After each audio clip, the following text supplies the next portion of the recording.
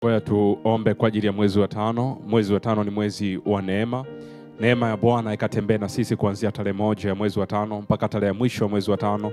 Neema ya Bwana ikatembee na sisi. Tukauone uzuri wa Bwana katika mwezi huu wa tano.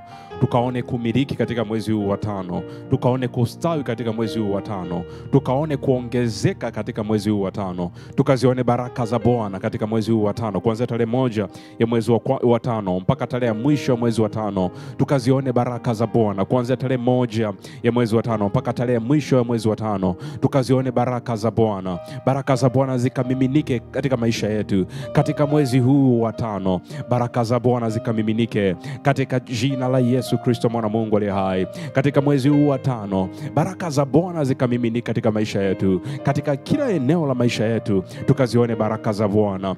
Bwana katubariki tuingiapo. Bwana katubariki tutokapo. Bwana katubariki tuingiapo. Bwana katubariki tutokapo.